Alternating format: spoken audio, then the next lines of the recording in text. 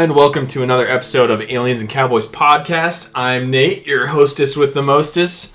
We are, unfortunately, without Joe tonight, so it's just the two legs of the tripod tonight. We're just two cowboys. We're just two cowboys. Tonight, we're talking about 80's cult classics, and we're using cult very loosely. Yeah, and some of these are popular. Very popular, but they're specifically my favorite cult classics, so I call them cult classics. But we're going to work through those, unfortunately, without Joe tonight. So, Joe, get better in the meantime.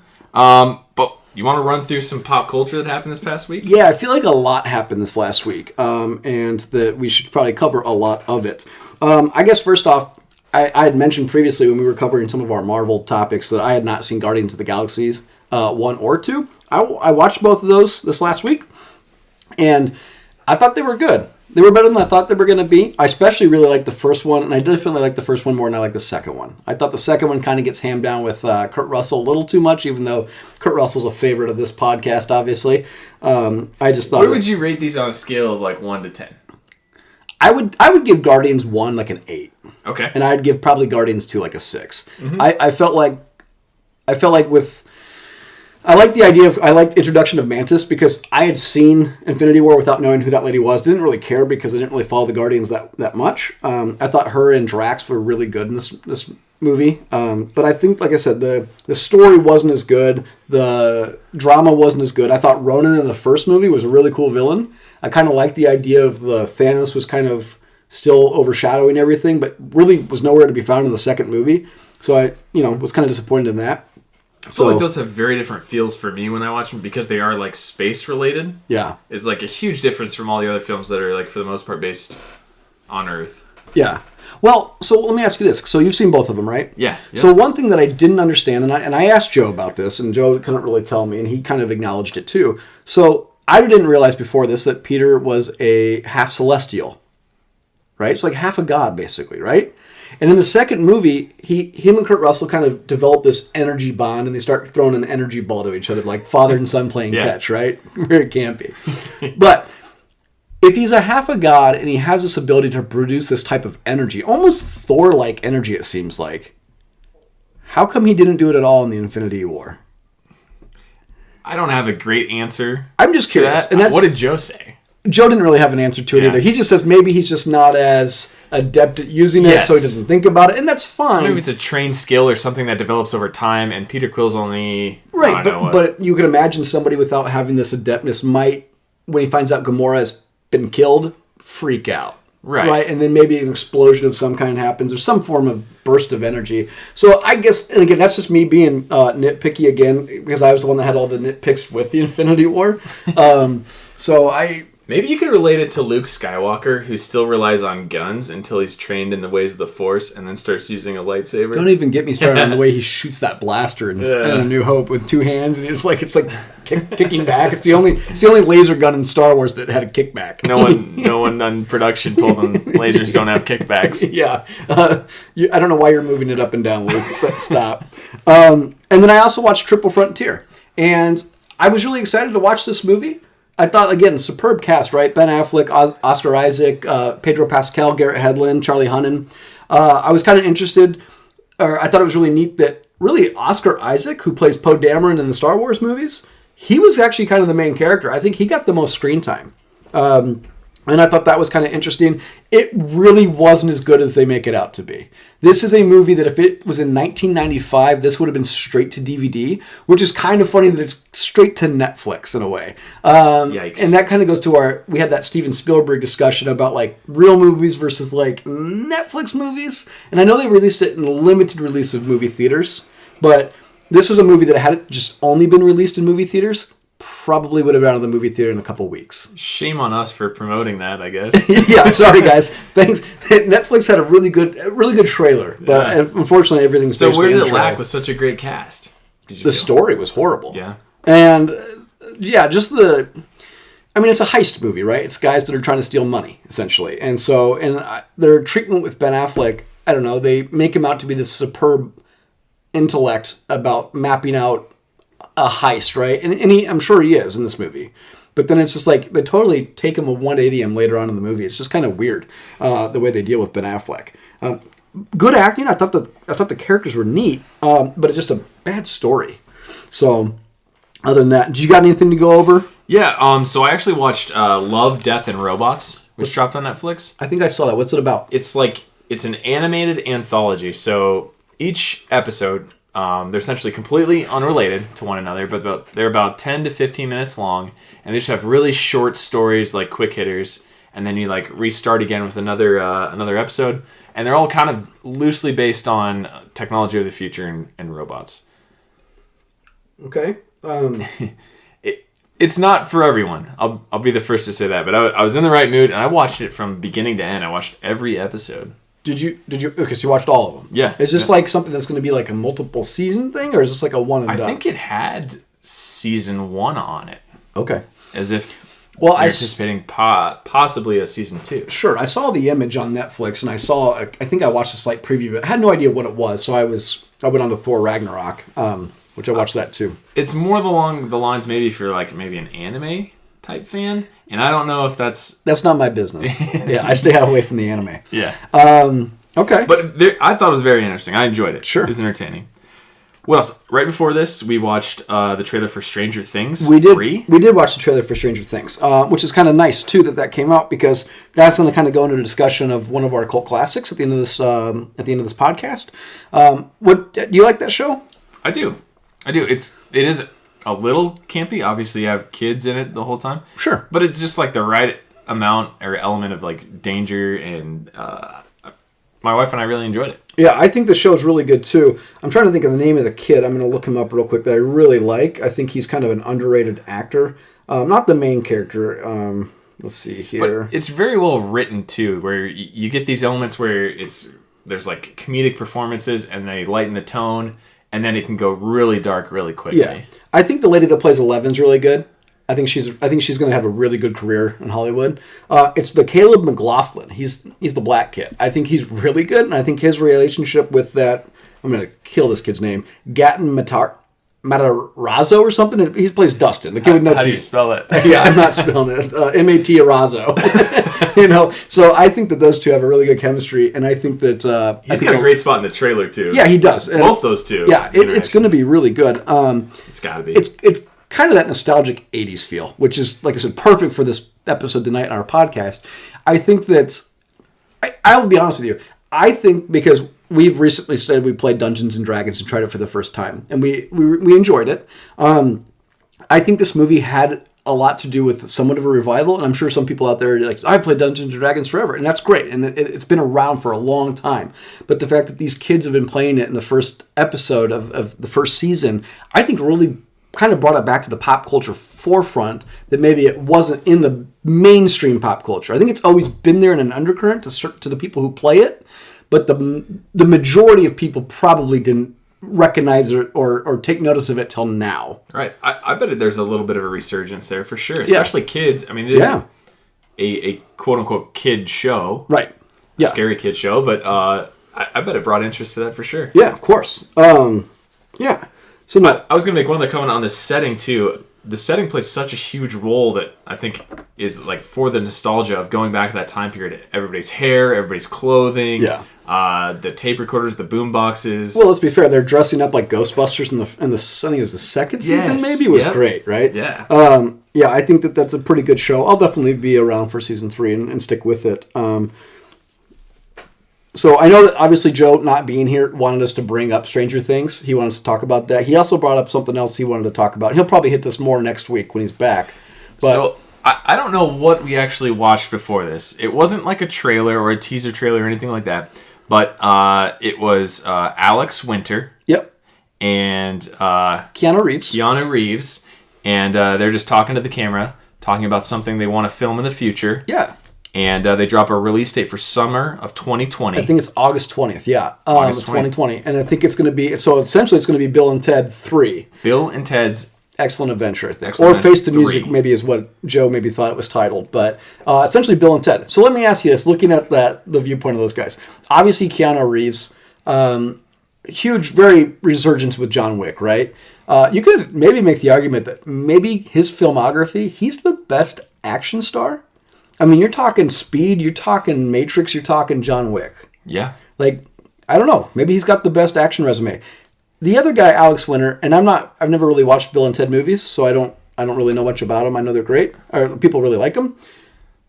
These guys look old. Keanu Reeves looked really old in this video. And Alex Winter, again, I couldn't tell you what else he's in, but he looked old. Yeah, it'll be interesting what direction they take with the plot of that story. Yeah, isn't the first one where they kind of go back in time and do all these historical things? With like a phone booth or something? Yeah, yep. And then the second one, I think they bring in the character of Death. Nice. I think of that one. Nice. But it's been a long time since I've watched it. I'm sure my parents hated me for watching that on like repeat for I don't know how long. Sure.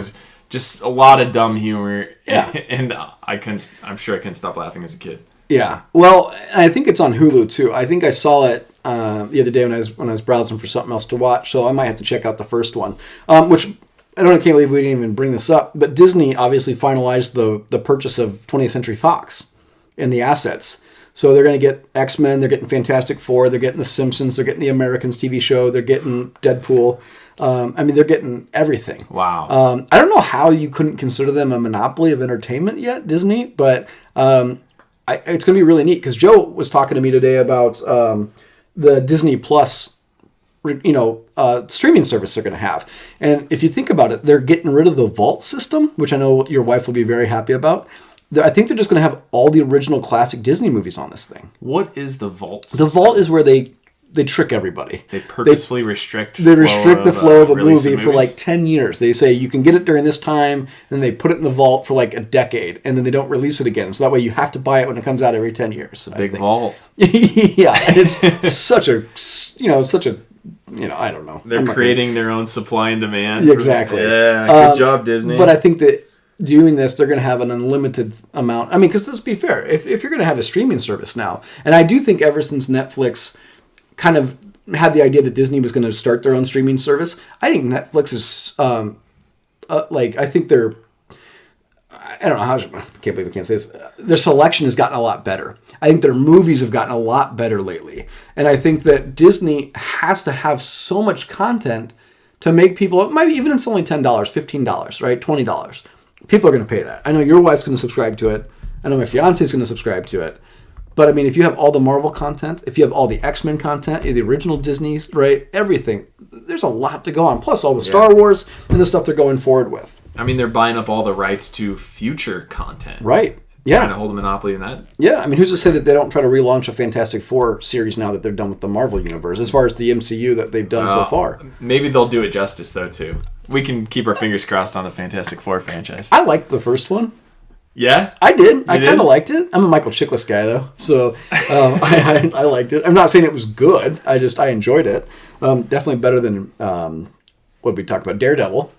Yeah. I thought. Right. So before we go any farther, I want to bring up two things. And again, sorry if this is a heavy pop culture thing. We're just kind of spitballing the night before we get to our movie reviews here. Two things that came out in the media this week that were kind of crazy. And I want your opinion on it. So first one is James Gunn, the former director of of Guardians of the Galaxy 1 and 2, who was basically fired or basically removed from that position as director of the third movie because he had, I think, 20 or so tweets, I want to say a couple years ago, jokingly referencing being a pedophile and touching kids. And in the sense of bringing awareness is what his response was to it? I think that's maybe what his excuse was for it. He then tried to come out and said he was a provocateur, and so he was just tweeting out provocative things. I'm not trying to get followers. Just, and obviously, he's. I think it's been 8 months since this originally took off as a firestorm. I know since then he's been kind of on the lowdown. He's been kind of quiet. He's not making comments. DC did hire him for the Suicide Squad #2 movie, so he's going to direct that. But obviously it came out recently that Disney rehired him. And I know that Dave Bautista, who plays Drax, I know that he, I think, one point threatened to not be in the next one if James Gunn didn't direct it. So, I don't know. What's your opinion on this? I guess, did he still lose his contract with DC? I think he still has it. He's still got both sides? I'm sure he does, yeah. I think that they're actually going to hold off on making Guardians 3 until after Suicide Squad 2. Oh. Which I don't know if you know this. We might have talked about it. You might not have been here. They replaced Will Smith with Idris Elba. No, I didn't know that. Yeah. So Will Smith dropped out, and Idris Elba is now going to be, I think it's, Deadshot? Yeah. Yeah. So it's interesting. So that's the first one. So what do you think? Do you think a guy making jokes about pedophilia a couple years ago should preclude him from having this job? I mean, I don't. It's weird that it's Disney. You know what I mean? I think that's the important thing is this is Disney's product. And this is... I know that Disney's not as children-oriented as it once was. Obviously, they're putting out a lot of content for adults now. Probably more content now for adults than they even are for kids, really. So I don't know. I guess I'm kind of curious. They were quick to pull the trigger and fire him to just separate themselves from those comments as they became aware to the public. Right. And then they go, oh, wait a minute. You're going to work for a competitor? Right. No, we need you back. Right. That's a little bit two-faced. And I wonder to hear what kind of backlash, if there is any from the public, to Disney, who said, wait a minute, why did you fire him just to rehire him a few months later? Well, I think it's interesting that they announced this before the acquisition of 20th Century Fox's basically entire catalog, so that they could basically probably take the initial backlash, turn it into the 20th Century announcement, and then move on. Because now people are talking more about what we're talking about today, about things like, X-Men's, Fantastic Four, Deadpool coming under the Marvel Universe now. Right. So get swept to the side. Maybe, who knows? Maybe now you'll get the Logan Deadpool movie. Yeah. Right. Good job, PR department. Second one, and this one bothered me because it's one of my favorite franchises. I'm a huge Harry Potter fan, and J.K. Rowling has kind of stepped in it before. During the 7th book, I know you haven't read the books, but you've seen the movies, I believe, right? So she came out and said that, you know who Dumbledore is, though, right? Sure, the headmaster. Albus? Albus, yes. AD, I should say. She came out and said that the character was gay, and gay with kind of his rival of the story / longtime childhood friend almost, Grindelwald. And okay, this is the part I'm missing, and is this explicitly laid out in the books or in the movies, or one or not the other? Neither. So in the books, they just make reference to a very, almost really good friendship.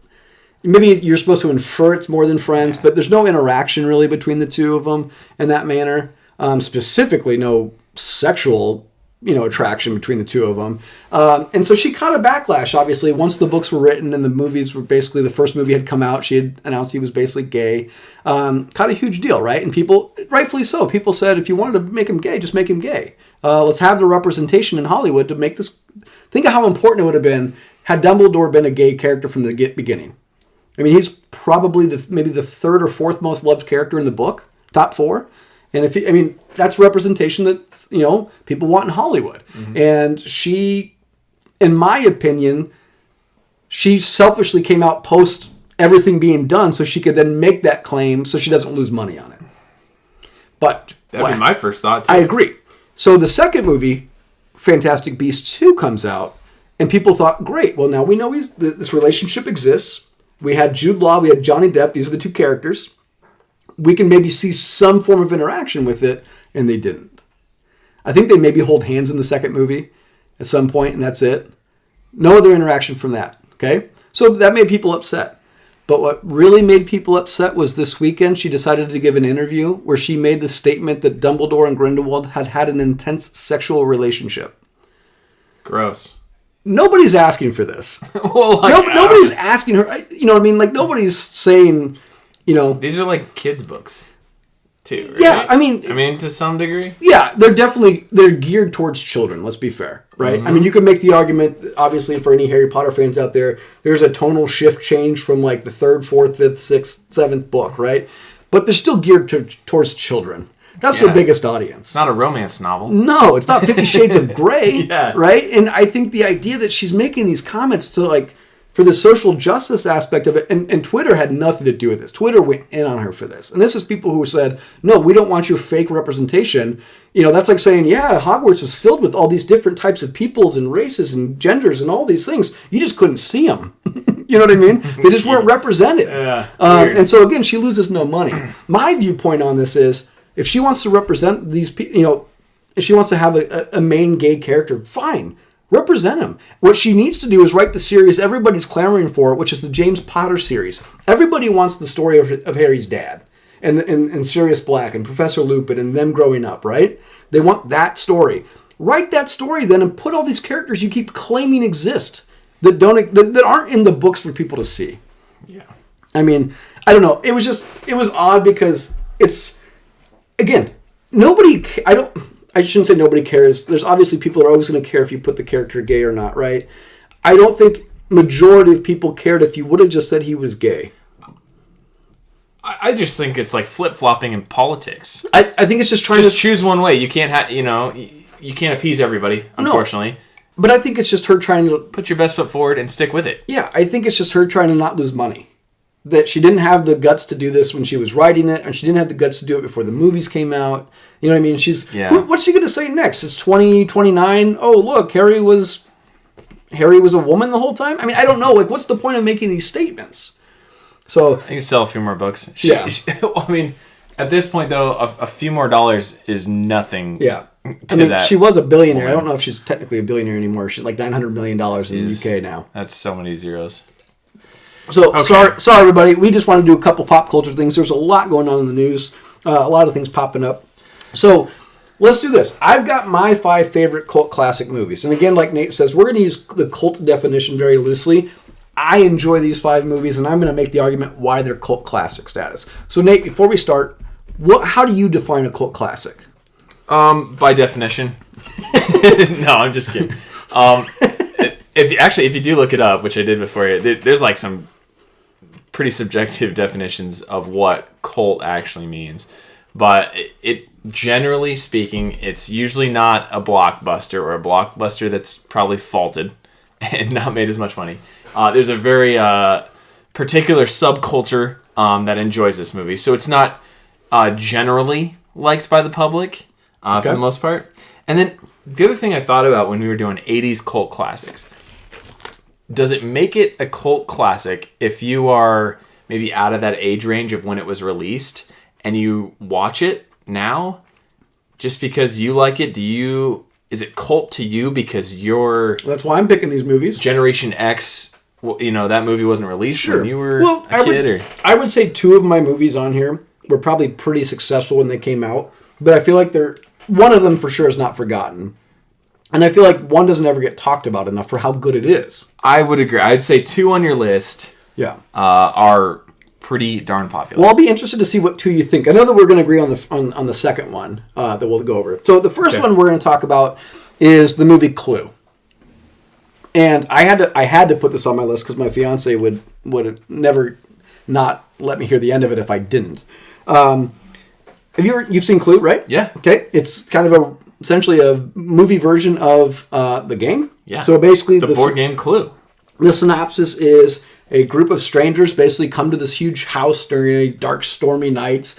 Especially when the music starts playing and it's like dun dun dun dun dun dun dun dun dun. It's really great, right? And it stars Tim Curry. It stars Michael McKean. It stars Christopher Lloyd. Really good cast. So these people all come to this dinner. They don't know why they're there. Mr. Body, who shows up late, basically says that he was, essentially blackmailing all these people, and that's what they all have in common. And that what they need to do is kill, Mr. Wadsworth, who's the butler, before the police arrive, and then he won't blackmail, or they'll keep paying blackmail money, basically. Essentially, the lights go off, somebody dies, pop the top. What beer is that? This is an Elysian Space Dust IPA. What number is it? It is Trace. Yeah, we decided to start, checking Nate's beers for him. Okay, so lights go off. Miss Peacock does that yell, right? And Mr. Body ends up on the floor. Yeah. That's the synopsis. And that's where the movie really takes off, because then what happens is they're trying to find the killer. And then one by one, people that work in the movie, whether it's the cook, whether it's the maid, they start... The French maid. The French maid, yeah, Yvette. They all start dying, right? And then, so if you haven't seen it, spoiler alert. And then all these people that start showing up at the mansion also start dying. So, again, that's just the brief synopsis. Them trying to figure out who killed who, just like the game. And it sounds kind of dark, but honestly, it's comedic and Yeah. it's very lighthearted for Yes. being a murder mystery. But it is a dark feel, almost like a noir film. Yeah. The cast, like I said, you have Christopher Lloyd, who I really like. You've got Tim Curry, who really carries this movie, and Michael McKean, who plays Mr. Green. Those are the big ones. But I wanted to kind of talk about this. So Clue had a budget of $15 million and only grossed $14.6 million. So it wasn't even successful. Okay? In the theaters, they actually released 3 separate versions of the film for 3 separate endings. Cool. Yeah, just to kind of keep people guessing. Now, they recorded a 4th ending that had Tim Curry's character, Wadsworth, basically come out and say that he killed everybody. That he was not really a great husband, not a great butler. He wanted to have some form of perfection, so he wanted to commit the perfect murder. So he wanted to poison everybody. And so the premise was that he would have poisoned everybody that was drinking champagne throughout the movie. So cops end up arresting him. He gets away, tries to get into a cop car, and he basically gets eaten by a cop dog, a Doberman Pinscher. Or a Doberman, sorry. This isn't in the special features? It's in the special features of the re-released version. Of the re-released? Yeah. I don't own the re-release. Yeah. So, other people, though, that they thought about bringing in this film, Carrie Fisher was supposed to be Miss Scarlet, turned it down because of her substance abuse problems. And Rowan Atkinson was supposed to try to play out for Wadsworth. Who is Rowan? What He's else Bean. is he?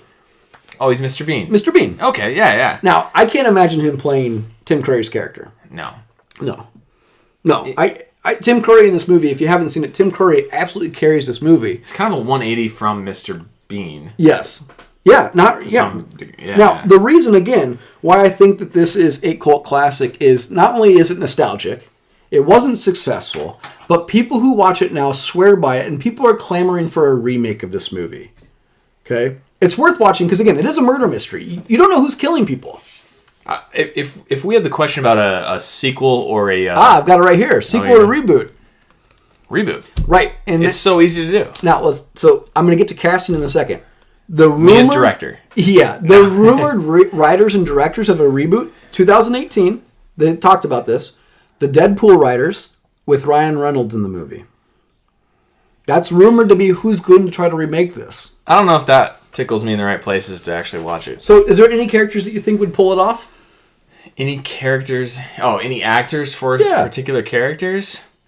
I think that's such a small budget film in the sense there's no CGI. It's a set piece where you make it in a warehouse. Yep. That you could go big on the cast. What about Sarah? What about, and I said this earlier today, I might have been talking to Joe. What about Jennifer Lawrence for Miss Scarlet? I think we say Jennifer Lawrence for I say Jennifer Lawrence for a lot of things because she's really good.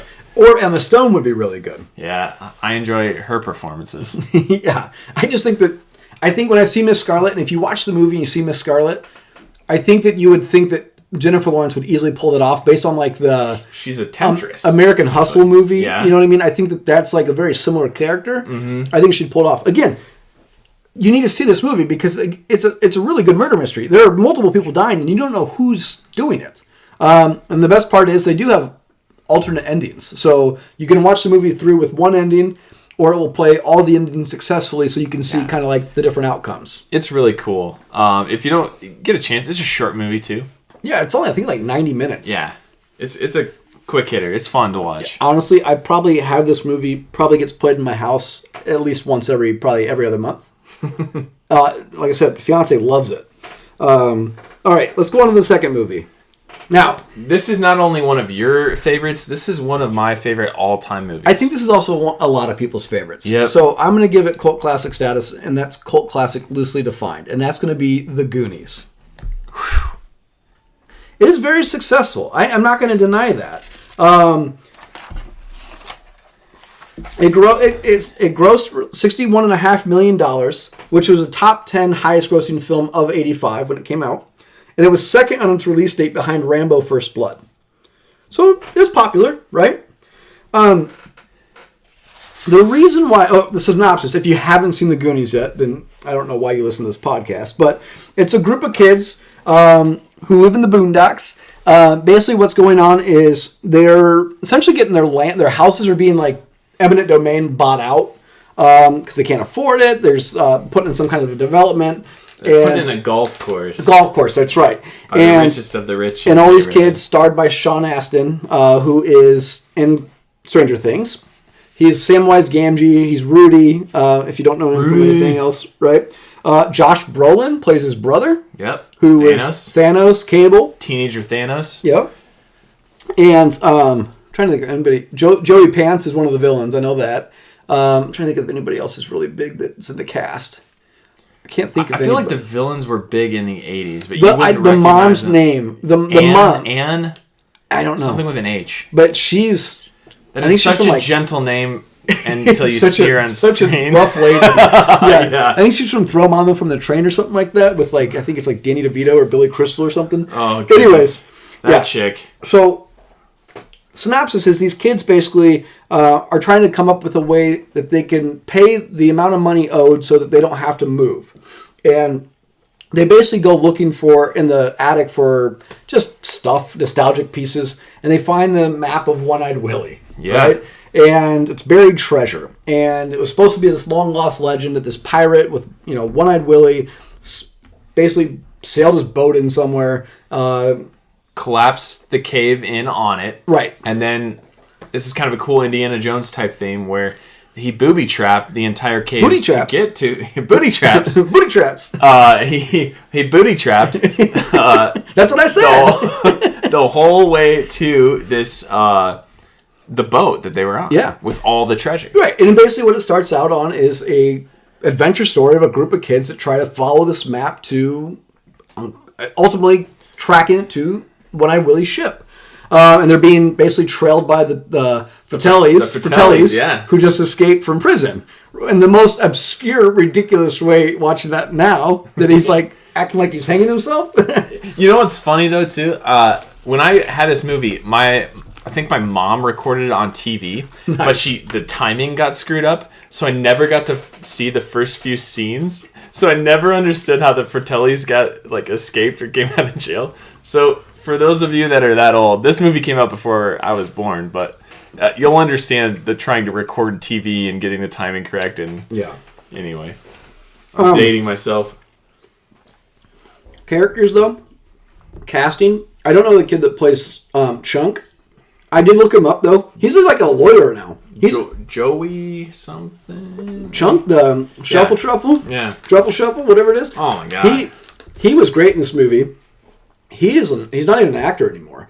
I think he's a lawyer. He's a skinny. I think he's like a talent actor or talent lawyer. Could be. Just Data. Yeah. Right. Good characters.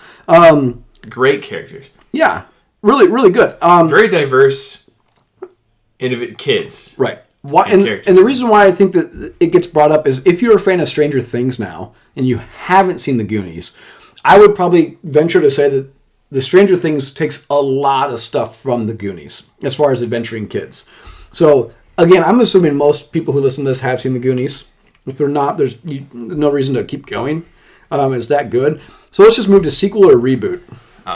First of all, I'll say, I dare you not to like this movie. I guarantee you'll like this movie. Oh, how did we not even mention what's his name? Sloth? Sloth. Yeah. Hey, you guys. Yes. Yeah, in the Superman shirt. Yes, really defensive good. End from Oakland Raiders. I always liked it. Ruth, baby Ruth. You know what line I caught when I rewatched this is it's mouth. When they're first Corey Feldman. Corey Feldman. How did we not mention him? Oh, he shines too. He's going to be he's going to be in our next 2 movies. Oh, he was so hot back then. So good. But the scene that I'm referring to is actually when they're in the house and it's a rainy day and they're trying to figure out what to do or whatever, and they're all in the living room, and Chunk comes in after doing the truffle shuffle or something, knocks over this miniature of Michelangelo's David. Yes. And if you remember, yes, you see a lot of cartoon versions where the leaf covers the crotch region. Yes. Well, they knock it over the table and it knocks that part off. So it breaks the penis off. It breaks the penis off. And Mikey goes, "Oh my god. Oh my god. That's my mom's most favorite piece." And Mouth goes, "You wouldn't be here if it wasn't." Well, I just like it. I got that line. It's so funny. They keep going on and they glue it upside down. And Josh Brolin says, if God made you like that, you'd be pissing in your faces. Yes. Right? Oh, so good. There's so many like adult themes for kids movie too. I can't believe we didn't mention Corey Feldman. He's literally in our next 2 movies that we're going to talk about. So let's go forward here. Okay. Sequel? I mean, you can't reboot it. Everybody's 60 years old now. Well, I mean, you reboot it with new characters. You can't do a sequel, can you? No. I thought they were... I remember them discussing a sequel with the kids of the people that were in the original Goonies. Okay. I don't know in an area where Stranger Things exists now, if they would just think it's the same thing. If audiences now would think that Stranger Things... The Goonies 2 would copy Stranger Things now. Are you trying to follow me? Yeah. That... Had Stranger Things not come out and they made this movie before that, I think it would be... I mean, I think people will see it nostalgically. I think post Stranger Things, I just don't know if you need it anymore.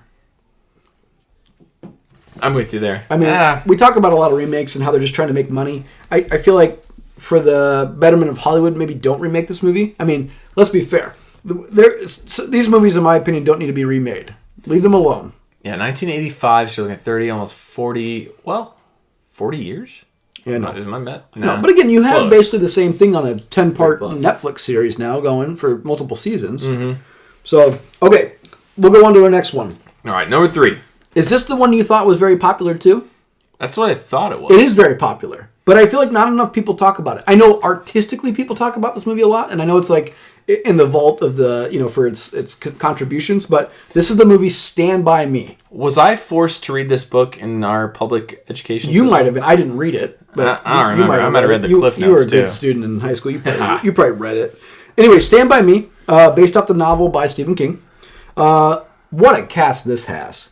Okay? You're talking starring Will Wheaton. You're talking River Phoenix, who's unfortunately no longer with us, R.I.P.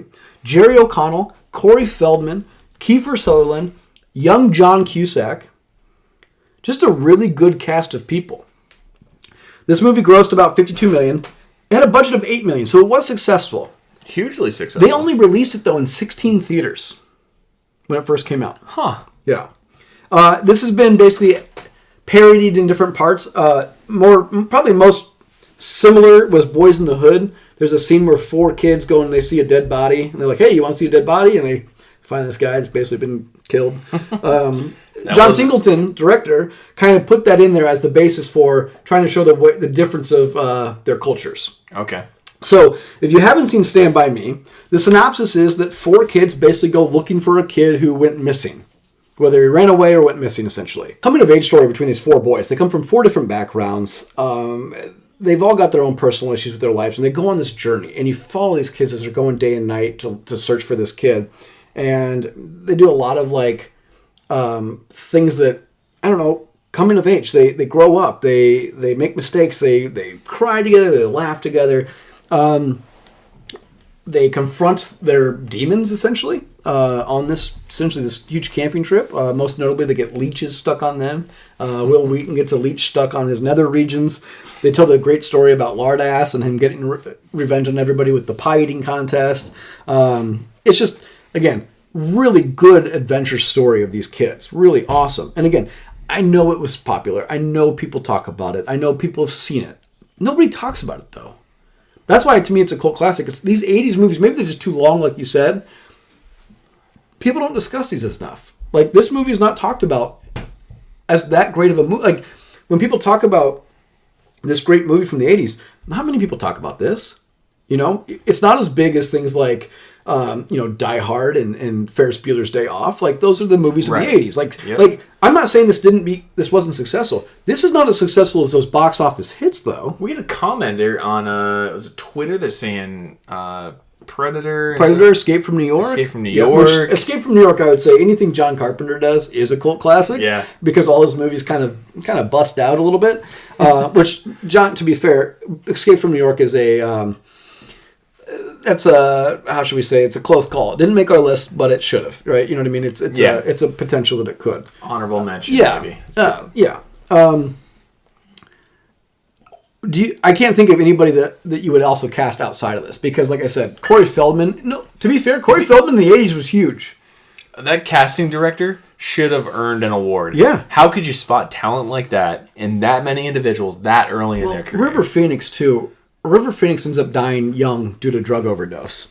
He was probably going to go on to be he was already a big name in Hollywood. 23? Is that the magic? Or is it 23 or 26? There's some movie about how there's some magic number where a huge amount of very talented individuals pass away. Yeah, I'm not sure what his age he passed away is, but obviously his brother Joaquin Phoenix. Yeah. Right? So, very talented. River Phoenix probably would have had an extremely bright career going forward had he not had the drug overdose. Jerry O'Connell was great. Will Wheaton. I know Will Wheaton didn't go on to have the career he probably wanted. I know he got stuck in the Star Trek role, and now he kind of gets made fun of on Big Bang Theory a lot. But what a good movie he was in. What a good performance. Young Kiefer Sutherland, young John Cusack. Like I said, really good group of people. Obviously, you can't really reboot it. Or, I'm sorry, now you can't sequel it. You can definitely reboot it. Who I think some of the people that would be in it... I think I don't know. I can't. We had the same discussion earlier about how difficult it would be to cast super young talent for that kind of a role now. And it's not like you can pick them out of a movie like Dakota Fanning. Like she was really young when she started or whatever. But right. To find like male actors like that and be like, oh yeah, they've been in this, and this, and they have a huge resume. Like no, you can't choose like a couple of 10-year-olds and be like, yeah, they're gonna be fantastic. Yeah, and this movie's pretty. This movie was probably pretty dark in the 80s. It'd be really dark if they made it today. That would be a really different movie. Like I said, it is famous. I'd give it a reboot. Okay, the last two are my personal favorites. So, my favorite actor is Tom Hanks, and this is definitely not his most famous movie in the 80s because that would probably be Big.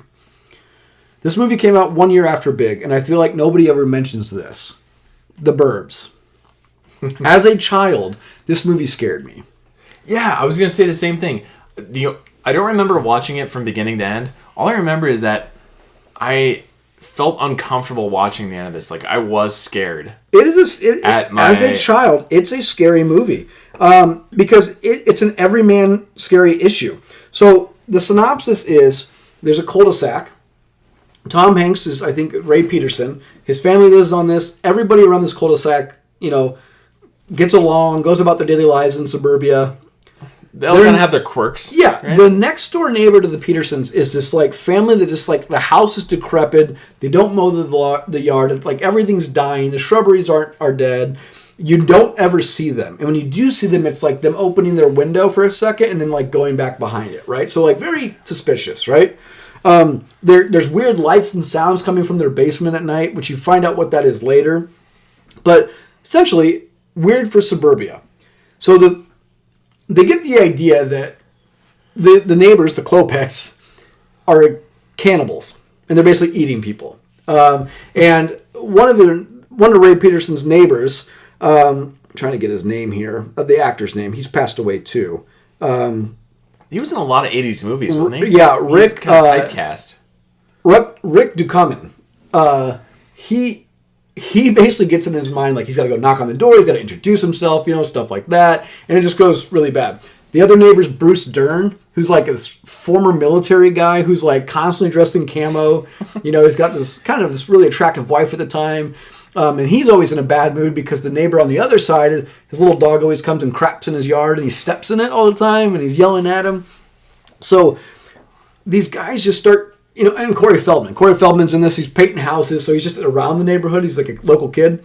So they're going to start investigating. And they're going to start doing, stakeouts. And they're going to start watching the house and try to see if they can get a glimpse of these people, which they never do. Then one of the neighbors on the other side of the Klopeks goes missing. It's an older man. And they can't find the dog either. Okay? No, sorry, they do find the dog. That's how they know he's missing. They find the dog. The dog is running around. Okay. The old man neighbor goes missing. They have no idea where his name is. I think his name's Walter in the movie. One day the dog's in the backyard and brings a bone up, and it's like a femur bone. It's a leg bone. And they start freaking out. They're like, oh my God, they killed Walter. They ate Walter. And what ensues, though, is this hilarious attempt to try to, get into their house to find out who these people are. Okay? It reminds me of, is it the remake with Shia LaBeouf, Suburbia? Yeah, so kind of like a Rear Window type movie. Rear Window, yeah. That was which I really enjoyed that movie. Yeah. Yeah, I mean, it really is good. This movie had a budget of 18. It made 49, so it was, it was successful. Carrie Fisher's his wife. So, not even talking about Carrie Fisher. Tom Hanks was coming off big, so he was popular. He hadn't had any of his Academy Award winning roles yet, like Forrest Gump in Philadelphia.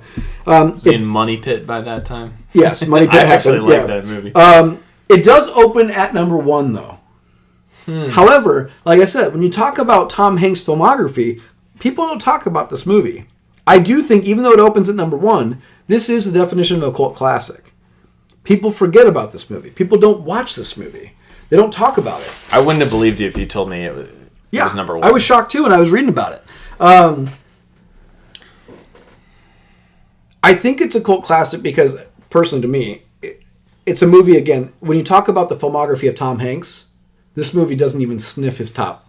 And I think it should, because I think it's really good. It's one of my personal favorites of Tom Hanks. It's when he's up and coming and finally getting that name established for himself. I mean, the hijinks of Bruce Stern. I know Bruce Stern it's kind of weird because he's became a much more well-known actor later in life than he did at younger age. And he's not that he's, I think, really young in the time this happens, but he's, he was recently in quite a few different movies like Nebraska, Hateful Eight. He's just getting more notoriety than he was back here at the Burbs. I would love them to do a reboot of this. I don't even know if you could you can't do a sequel because obviously some of the people have passed away.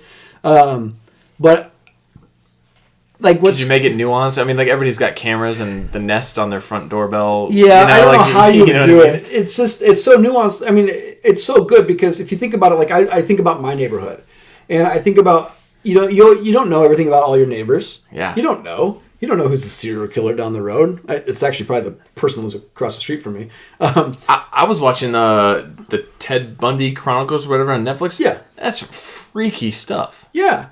And I think that this is I think Tom Hanks, they said that he represented a James Stewart type person, like the everyday American, that people have this viewpoint of just what's out of place, what's not normal. And again, the Klopeks, and they're not normal. His suspicions are 100% correct on most of what he's talking about, right? So is that perpetuating if you're different than you? Yeah, serial killer. Yeah. Maybe that doesn't go over well in PC culture nowadays. Super funny movie, really good at hijinks ensue with these guys trying to get into the house. When they finally do go over and just try to introduce themselves, and they're all sitting around in the room, having hors d'oeuvres together, really just great. The tension, right? Yes, because they clearly don't want them in there, but they probably know that they have to appease them to get them to quit investigating them because they are really doing some heinous stuff. Right? Yeah, they're really killing people. And it's just it's guys. It's the Dr. Klopek, who's the main villain essentially. His brother and their nephew. It's 3 dudes living together. So it's there's no wife, there's no daughter, there's no nothing. So it's just kind of suspicious. So I would think that a reboot would be really cool. I'd actually even really like it if Tom Hanks could do it again. If you could just make him older, maybe give him new neighbors. That would be awesome. Yeah. I love that idea. I don't know if you could get Corey Feldman back, but again, Tom Hanks now, unfortunately, Carrie Fisher has passed away. But if you could somehow get it because Carrie Fisher wasn't really in the movie that much, because she ends up going he ends up sending her away to his mother's house so he can start investigating. So I don't know if you could just do it again and have deja vu with it. I think it'd be really funny.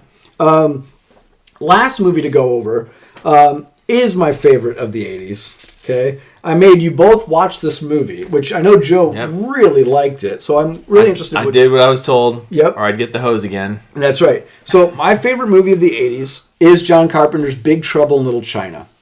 As a kid, this I would define as a cult classic. This is a cult. And I told you, anything John Carpenter does, whether it's Dusk Till, I guess that's not John Carpenter, but Escape from New York, Escape from L.A., all these movies are great, right? This is one of my top 5 favorite movies. So is The Burbs, to be fair. I would watch this if I took a desert island. All time? If I took 5 movies to desert island, both these movies would be on it. Oh yeah, these are great. This movie had a box office of $11 million. Or sorry, had a box office of $11 million. Had a budget of about $25 million. Whoops. Yeah. Yes. If that calculates correct. At the time, this movie was competing with another movie. I'm trying to think. I think Fox, 20th Century Fox, I think, made Big Trouble in Little China. I don't know who made this other one. Golden Child with Eddie Murphy. Ah, yes. Okay, and that kind of like that. It's kind of funny because they're both like Oriental-ish. Yes. If that's the correct term. It's not. Probably not. But anyway. What beer number are you on? Asiatic? 4. Yeah, okay. 4. Yeah. So I think that, well, yeah, but I mean, I would say. You know what I mean? You go on this kind of quest, but it's kind of. It's Asian infused. Let's call it Asian. It's probably not even the right term either, but we'll say. Oh, you're in trouble infused. too. Yeah, don't add us on that one. Okay, but obviously with Eddie Murphy. Now at the time, so Kurt Russell obviously stars in Big Trouble in Little China. Perfect as Jack Burton. But he's not popular at this time. He's not. He's up and coming. Do you know who they tried to get for this movie? No. Clint Eastwood and Jack Nicholson. Because they thought they had their hopes set pretty high for this movie. I know. I was watching the commentary, and one of the biggest complaints was we couldn't find anybody that was willing to make an ass of themselves. Right, and Clint Eastwood. And why would you if you're Jack Nicholson or Clint Eastwood? The Pork Chop Express is the semi-truck that he drives. Can you imagine Clint Eastwood giving those monologues to the pork chop? He'd be like, "Get off my lawn," like he'd be like doing Gran Torino, doing Jack Burton, right?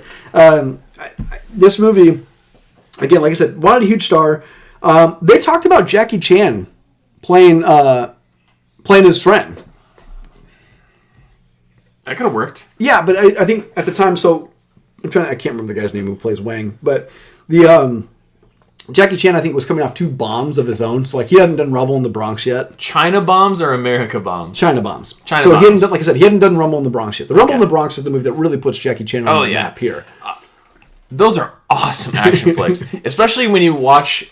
You first need to understand that Jackie Chan does all of his own stunts. And I'm getting off on a barely tangent. Spoke English in this movie. Yeah, barely spoke English in the movie. Countless injuries, like off the charts, because he refused to do. Anyway. No, go ahead. Sorry, again, like I said, they had really high hopes for what this movie's going to be, and then because it bombed so much, I think this is what John Carpenter said made him go back to doing independent films, because it was such a letdown. This is a cult classic, not just because it sucked at the box office. Why you should watch this movie is Kurt Russell, Kim Cattrall, right? I'm trying to think of David Lopan. I can't remember the guy's name who plays David Lopan. Is Kim Cattrall the chick from Sex and the City? Yeah. They got the inspiration for the character in Mortal Kombat Raiden from this movie. Did you? I looked it up. Yeah, it is. You looked it up. Yeah. The internet wins. Okay. Yeah. I mean, I don't know. Did I write that Wikipedia? Probably. Half-ass internet research. He rides this rope of lightning throughout like half the movie. Yeah, he's got the straw hat. Really stereotypical, right? Yeah, but then there's 2 other weirdos in this movie. Yeah, there's the 3 storms. Lords of Death. Well, they have Storms of Death. They're the 3 storms. They have thunder, lightning, and rain. Okay? Not Raiden. Rain. Okay. Yeah. So you should watch this because this is a movie that's going to be basically an adventure trope through Chinatown, where this truck driver San Francisco Chinatown stumbles into essentially this century long feud between these these Asian sorcerers. Yeah, no. Between Lopan and Egg Shen. Lopan is from the beginning of the BC era, so the dynasties, 0. Yeah. So ground zero, and he's been around for 2,000 years. And he's been plagued to not having a body to this point. And somehow he makes his way to America with the 3 storms. And the setting is San Francisco Chinatown. So there are some great one-liners in this. I know this will be bad, but so there's a part where what happens is Wang, who's his buddy, they go to the airport to pick this lady up who's coming in from China. She gets kidnapped because she has green eyes. And this is the premise of the movie, that Lopan needs to have a wife so he can sacrifice to the god to get back physical form. So the green eyes, the empress, the jade, the colored jade, the dragon, or whatever it is, that's what's symbolic of this. So find out Kim Cattrall has green eyes. So they kidnap her too later on. But anyways, digressing, they basically go on this adventure to kind of win her back. Again, they go through different triad war. That standoff war was great at the funeral. Wang's fiance is also captured somehow because they both have they're both with green eyes. Yes. Yeah. So he's like, well, I'm not going to hedge my bet. I'm going to take both of them. Nate, what beer are you on? I just said that. Oh, sorry. I'm just kidding.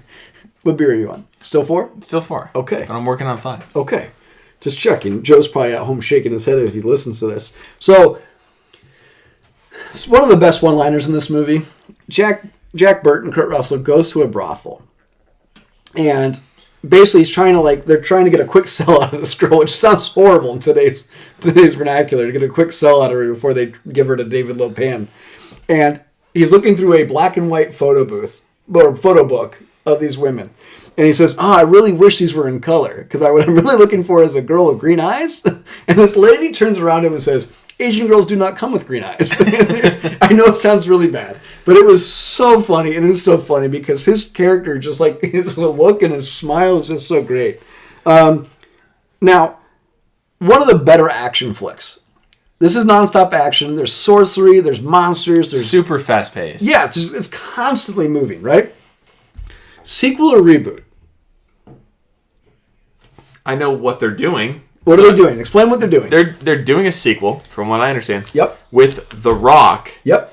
But not as any previous characters whatsoever. But he's stepping into the realm or the world of Big Trouble in Little China. Right. He's not going to be Jack Burton. Right. Because no one can fill those Which boots. is great. I think it's great too. It leaves room for Kurt Russell to show up. Yes. He doesn't need to be in the film long. I mean, I would love it if he is, because it'd be great to see him again. Do you know they did a comic book crossover with Big Trouble in Little China's Jack Burton and Snake Plissken? No. Yeah. Which is funny for the people listening because he plays Snake Plissken in Escape from New York / LA. Right. So they did a crossover between those two characters meeting, which I think would be really funny to read. If you're into comic books, if you can find it. So those are my 5 movies. Again, let's go ahead and say this.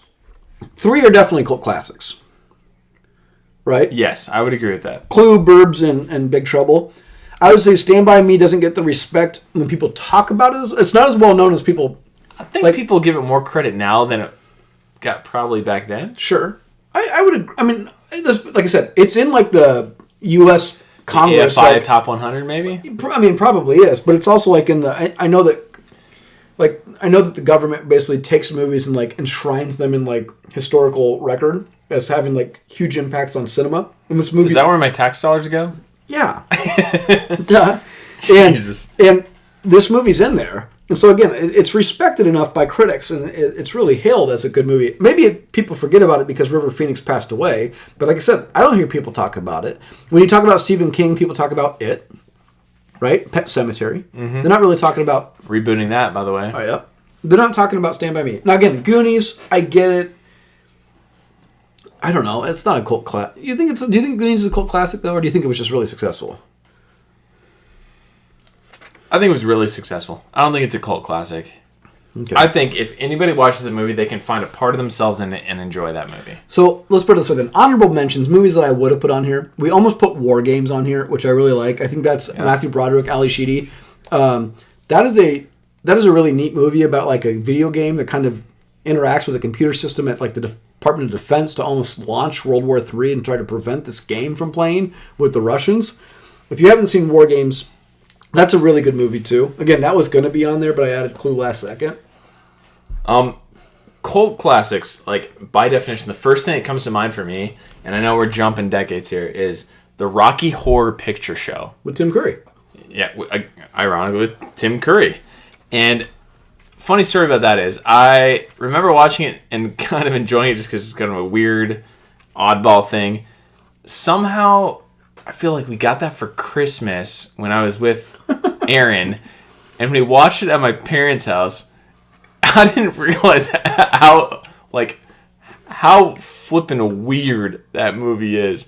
I was so embarrassed. I was an adult. I've never seen it. I won't watch it. No, to me, it makes me feel uncomfortable. Which doesn't seem like it probably will. Yeah, but I know there's a huge cult following there where people dress up. I mean, there's a whole night out, midnight showings, the whole 9 yards. Yeah, I get it.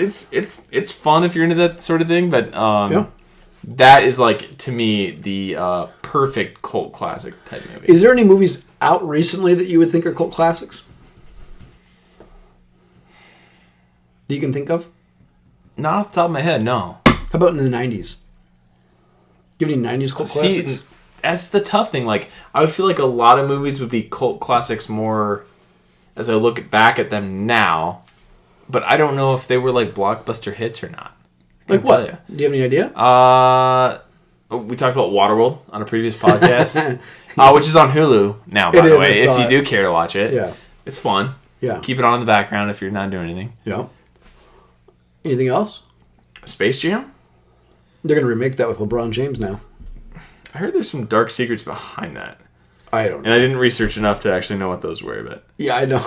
It had a dark past, and it just came into something that Disney picked up? Yeah, I don't know who's doing Disney. I don't know if Disney has Space Jam, but I know they're going to remake it with LeBron James. So, for any of those basketball fans out there. I'd be interested to see what... I'm a big NBA fan, so I'd be really interested to see what NBA players they bring in to steal their powers. Steal their powers. You know what I mean? Because there was a great part. Somebody did a callback on Space Jam recently about Bill Murray's character. Yeah. And Bill Murray, when they're talking about defense, is like, whoa. I don't play defense. Like he's just he's just an offensive weapon or something. Yeah, it's so funny. Bill Murray is an offensive machine. Yeah, so good. I think that's all I got for top 5. My 5 favorite 80s cult classics. Again, if you want to argue these lists or tell me I'm stupid for putting all these on there, or these aren't cult classics, then let us know. Get at us on Twitter at Alien and Cowboy. Email us questions, comments, concerns, aliensandcowboys@gmail.com. I know Joe has the Facebook page up there. One thing we were going to do, again, we're working towards putting together kind of a small run of Game of Thrones episodes. We're going to kind of put together we don't have to decide if we're doing 1 or 2 episodes prior to the show's final season starting. We're going to kind of break down themes, characters, mistakes made, favorite characters, surprising deaths, people who shouldn't have died. Top 5 villains. Yeah. Shoot us some ideas if you have something that you guys want to hear. Or if you want a theory, if you want us to discuss something specific, let us know. We will be breaking down the show, like I said, episode for at least 6 weeks. We're going to do that, so 6 episodes. And what we're going to also do too is we were discussing putting up on the Facebook page that Joe's running. We're going to put a picture up of Nate, and Joe and I are going to put a questionnaire together of questions that Nate's going to have to answer. So he has not seen these questions. He won't see these questions till the time comes. But if you want to see what Nate looks like, your hostess with the mostest, his photo will probably be up sometime in the next week. Be gentle with the comments, please. Yeah, lots of likes. A lot of ugly mug. Yeah, a lot of share that. Let's make that viral. Other than that, Nate, do you have anything else? I don't. Looking forward to the next few episodes. Yeah, Joe, hope you feel better, man. We'll get back with you next week. Until then, guys, cheers. Cheers.